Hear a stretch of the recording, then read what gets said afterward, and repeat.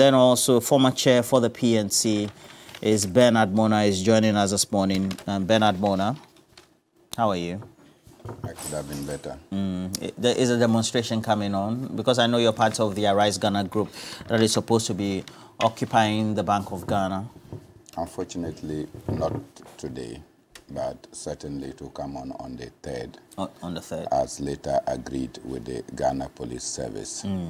But I must express that the Ghana Police Service must wake up. And I must also express my disappointment and some of my colleagues for thinking that we have to seek approval from the Ghana Police Service to do what is legitimately our constitutional right. We have to notify the Ghana Police Service of our intention to do whatever public manifestation we want to do. In doing so, we state the time, we state the venue, and the date. It is for the police service to look within the period to organize themselves to be able to ensure that life and property was safe. For the police service to regularly and frequently issue that some places are security zones and some places are not security zones cannot be an excuse for which citizens cannot express their unhappiness about sordid situations that are happening in our country. I have said time without number that the current level of corruption, vulgarity that characterize our government, stealing, if this same situation had existed in 1979, probably what took place would not have been a coup. It would have been worse than a coup. In 1979, people with 50,000 cedis in their bank account were investigated, and when they were unable to prove the source of their wealth, it was either confiscated or they were punished. Today, in bedrooms, we can find $1.5 million stolen, and yet we can sit down, a Bank of Ghana can get up and entrust and do things and run our nation's central bank into a deficit. At the end of the day, every one of us will suffer liquidity difficulties. And when we want to express our unhappiness towards those who have manifested these situations, you have a Ghana Police Service that takes instruction from above. And you have parents and grandparents who cannot stand up to their own. And yesterday I was very devastated that determining for us where the security zone of the Bank of Ghana ends was a problem. It had to lead to over 20 minutes of consultation outside. Because you say that the Bank of Ghana is a security zone. The protesters then said that, okay, tell us the end of the security zone and we'll terminate there. Whatever it means to say some place is a security zone, it is only for the police service to determine. But also tell us where the security zone ends, so that we will terminate at where the security zone ends. That also became a problem. So you can see that the police service is not on top of their own. And I don't think that this is how things happen. I remember my friend, the president in Zambia, whilst he was in opposition, was tormented by police up and down. And one police officer in one of the cases, actually got to a place and then they wanted to harass him. And the police officer said, no, this is not how things are done. 6 years later, HH becomes president. Then he sends for that policeman and said, I don't know your rank, but if you are not up to that rank, I will promote you to become the next IGP of Zambia because you defended the right of me when you did not even know that one day I'll become president. And so those who are in the police service and they don't know that everyone is monitoring, nobody knows who becomes president tomorrow. Interesting. Nobody knows who becomes the next minister tomorrow.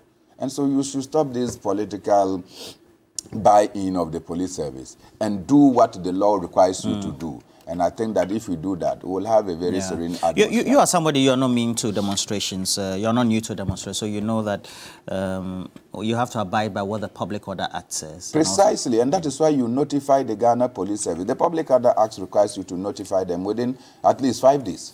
But in this instance, we notify them for more than 21 days. And then they are playing hanky-panky. It doesn't speak well. You think it's part of the strategy to make sure that they douse the fire? I think that the anger rather is escalating. Really? Oh, yes, because the more, you see, it's like you are pressurizing a bottle. And when you put more pressure on it, you see that it gets to a point it has no option than to explode. So the more they delay it, and when we were in secondary school, there was a popular saying that the blow that inevitably yours earlier received will save you from further torrential fears. Okay. So if there's going to be a demonstration, a manifestation, and you keep delaying it, every day the news will be there. Okay. Bank of Ghana will be in the news. That will mean that confidence within the financial sector will be waning. So you are not helping the situation. All right, point made. Now, let's get to the president at that Ghana Bar Association conference and the opening that took place in the Central Regional Capital, Cape Coast. And this is what the president said. Who has told the world that I have packed the courts with so-called MPP judges, and that one of the key purposes of a putative NDC victory in 2024 will be to enable him balance the courts with so-called NDC judges. Not only are these concepts of, quote, MPP and, quote, NDC judges new in our public discourse, they are also extremely dangerous and represent the most brazen attack on the independence of the judiciary by an allegedly responsible politician of the Fourth Republic. They provide another reason, if more were needed, why right-thinking citizens should ensure the defeat in 2024 of the man whom the first special prosecutor identified as government official number one in the still unresolved Airbus bribery scandal. I'm grateful for the opportunity to contribute my thoughts to this. That said, it is a direct response by the President of the Republic, Nana Addo Dankwa Akufo-Addo, an outstanding politician, great experience in Ghana's political circle since the 1970s. And what a job. But we have to look at this, the politicization or perceived politicization of the judiciary, the appointment to the superior courts thereof, and then generally what the perception is about how independent are some of those constitutional bodies, including the Electoral Commission, in perspective. Dennis Miracle Tabwaji, he has joined us. Good morning to you, Dennis. Yeah, how are you? I'm okay. Okay. How's the campaign going for DMB? Oh, God has been good. Okay. So far, so good. No, we resumed the campaigning just last weekend after the special delegates conference. So we've done OT region. Yesterday we started with the Volta region. So we'll be doing some 3-4 days in the Volta region. And then from there we'll move towards the North area. That will be 7 regions done. And then we'll have 9 more to go. So we are still on the road. We pray for grace. All right. So the refrain within the corridors of the Jubilee House and Power is the president is dissatisfied and also appalled at the statement that were earlier made by the former president, the presidential candidate of the NDC. Is that it? I don't understand. Okay, so I'm asking, the president is displeased with that comment. Is that the situation? Comments? By John Dramani Mahama. Which of the comments? About appointment into the judiciary and how it has to be balanced, etc. Oh, I think it's not an issue of... let me say a very warm good morning to my senior brothers. I think it's not an issue of the corridors of Jubilee House. It is an issue of really looking at the situation and telling whether we believe it's the right way to go in terms of a presidential candidate saying that vote for me, and when I come to power, I know that the current judges that we have are MPP judges, and that I am going to appoint NDC judges to make sure that I balance the bench.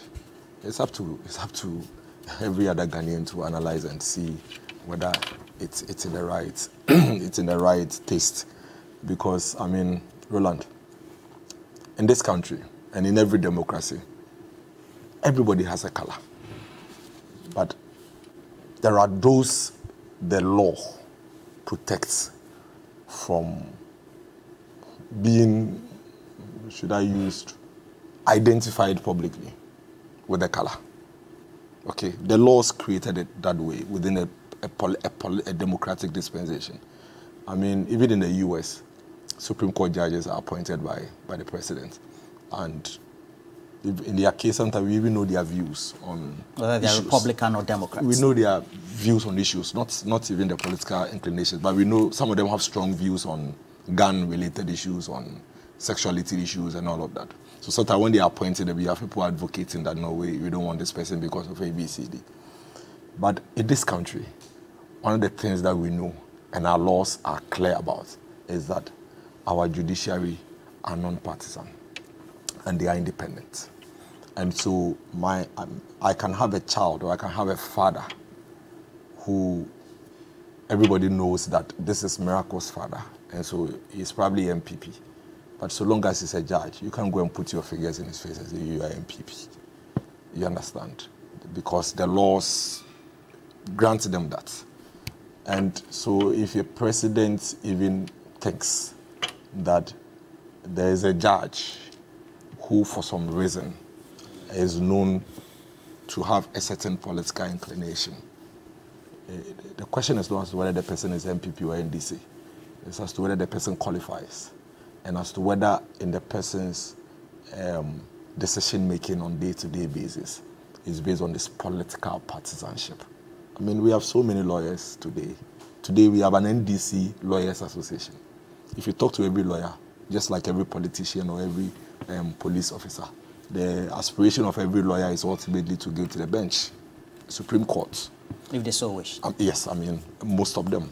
And so if today we have an association of NDC lawyers, I have good friends, mates, Eduji Tabakulenko, who are NDC and they are lawyers.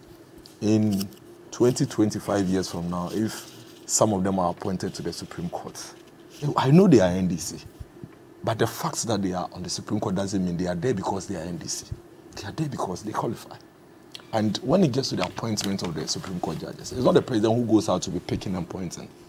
It is the judicial, is a council who would submit lists and names of judges who are due and qualifies to be appointed to that, So they make recommendations to the president, and the president would go through and then appoint some to them. You can come and also appoint Supreme Court judges as much as you want as a president. But it's in very bad taste, no doubt about that. It is in very bad taste if you make a public declaration that your ambition or your objective is that you are also going to appoint NDC judges. I think it's in bad taste, no matter how you look at it. It could have been said in a better way. I am of the view that it could have been said in a better way. The same point could have been made in a better way. Is it the case that all the Supreme Court judges appointed under Akufo were MPP? Is it the case that all the Supreme Court judges appointed under Professor Mills, under His Excellency John Dramani Mahama himself, were MPP? Is that the case? Is that the case that all the judges that he appointed when he was president, even if they were 2 or 3, were all NDC, and that his only basis or criteria for appointing judges onto the bench is political colorization? So if he comes and he also appoints Supreme Court judges, and there's a change in government and PNC comes to power, PNC can also bring PNC judges. Is that what our law says? Is that what we want to do to our judiciary? You understand? So I don't think that the interrogation is even about whether the judge is MPP or NDC. The interrogation is whether the objective, the vision, the mindset of the NDC presidential candidates is dangerous to our democracy. And I think it's a huge danger. It's a danger. I think it's a huge danger that if the mindset is for me, John Dramani Mahama, His Excellency, to come to power so I can appoint NDC judges. I mean, I think he could have said, I will appoint judges who would balance the philosophies and ideas. You know, when it comes to the Supreme Court, there are ideologies and philosophies that they hold differently. Okay, to balance, that's worldwide, fine. actually. Yeah, that's fine. People have strong views on sexual issues. That's their let me position. ask you, So you could have said it that way, but what makes it quite raw is when you say our appoint NDC judges. For me, But when you have individuals, lawyers, of course, because if you're not a lawyer, you foremostly will have to be a lawyer before you qualify, of course, to the bench, who openly undertake political campaigns within time frames. They openly campaign on political platforms, and they are similarly and openly appointed. Is that not when the perception tend to deepen about why they should not be? No, for me, I don't think so. You see, the issue is always about the interrogation of the posture and conduct of the person. You understand? And at the point of appointment, whether the criteria is based on the person being MPP or NDC, and not necessarily the person being qualified to take up the position. That's why I'm saying what former President Mahama is saying. I won't say entirely that there are no NDC known judges and there are no known MPP judges. There are, because we are all political animals anyway. And a lot of these lawyers, when they take off and start, they have their own political philosophy and ideals. So they align along the line. Maybe midway, they stop the active political activism and go about their business. But we all know. So that, for me, is not the issue. What, for me, is the issue is the mindset that I, former President John Dramani Mahama, if I come to power, my criteria for appointing judges is not necessarily based on the competence or whatever, but it's based on your political color, just so I can go and balance my perceived political, my perceived political skill on the bench. That, for me, I think is where the danger is. And indeed, I do know an individual, a legal practitioner, was a former politician, general secretary of the PNC. I remember in my early years as a journalist, I used to interview a general secretary of the PNC. I think it's such a big deal. He was appointed as a Supreme Court. I was so happy for him, of course, because we had a relationship before he went to the bench. At the end of the day, how do we make sure this concern that has been raised by the former president, and of course a rebuttal, also a concern by the current president, is situated within a certain precedent that has been set, and then we don't end up setting another precedent, Abbas? Well, thank you very much, Roland. And let me say a warm good morning to yourself and my co-panelists and viewers out there. Before I proceed, I think it is important to smoothen some distortions in the... Which are? He said, President Mahama said he's going to appoint NDC judges to the bench. Clearly, it's either miracles have not had any occasion to listen to the president and he is relying on secondary sources, or he's plainly being mischievous. What the former president said was more or less a repeat of what a lot of Ghanaians have already said, including members from the MPP, like the National Security Minister, who at a point expressed concern of the lopsided judgments coming from our judiciary and the fact that it poses a threat to our national security, and a CDD Afrobarometer report in which about 85% of Ghanaians have expressed concern about the quality of justice coming from our judiciary. And the former president merely re-echoed what MPP's own National Security Minister Kandapa has said, an Afro-barometer of CDD. But he did not say he will appoint NDC judges. He urged the lawyers gathered that they should consider taking career on the bench to even out the seeming political slant on the bench. And I would pardon miracles for making the statement, because anybody who has the slightest idea about how judges are appointed, you would know the president, especially at the High Court and the Appeals Court, the president has absolutely no hand in the appointment of High Court and Appeal Court judges. It's only at the Supreme Court that the president has a minimal role to play. Even the people he appoints on the recommendation on the Judicial Council. And in the case of the GBA, you know, when former President Mahama appointed Justice Puamai and Justice Apau, the MPP hid behind some surrogates, including the Ghana Bar Association, Richard Delasky, and some other people. The Supreme Court was emphatic that even though the president is not bounded by the advice of the Judicial Council, he cannot also sidestep the people that the Judicial Council has recommended. So if Miracles was cognizant of the appointment processes, he would know that it is not constitutionally possible for a president to appoint High Court or Court of Appeal justices because he has absolutely no role. So why then? You said, President. You said President Mahama said he was going to appoint. No, relax. Don't distort my words. I'm sitting right here. Okay. What did you say? That? Yeah. Let me say that when the president when the appointment for the Supreme Court is going to be done, the Judicial Council will make recommendations. Sure. And then out of that, the president would go through and then the appointment to be done. So we are saying the same thing. So I don't know you why. See, the president. I mentioned a postcode. The president was mentioned High Court. The president. He brought in the rest of the Supreme Court. But the President Mahama was not talking about only the Supreme Court because most of the people he was talking to are junior lawyers who do not meet the number of years required to be on the Supreme Court. He was talking about the superior courts in general.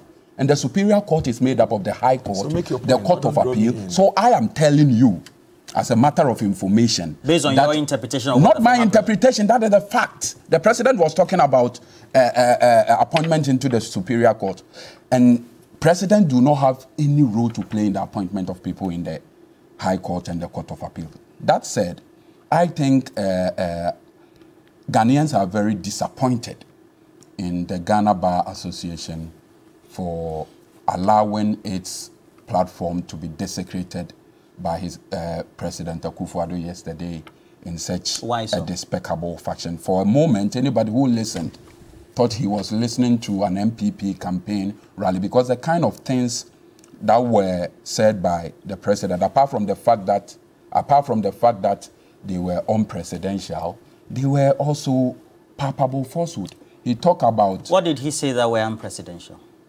He tried to take a slant at President Mahama by referring to him as government official one. And if you had followed the Airbus brouhaha, you would know that even in the UK, the serious fraud of it all, or the people that were involved in the Airbus scandal have been left off the hook by the court because as far as the courts are concerned, there is no substance. So how President Akufo-Addo chose to use the Ghana Bar Association platform to make these baseless, unsubstantiated allegations is very unfortunate. And he said, former Special Prosecutor Martin Amido referred to former President Mahama as government official one. So if whatever Martin Amido says is to be swallowed hook, line, and sinker, he has referred to you, President Akufo-Addo, as the mother serpent of corruption. He is on record to have said that I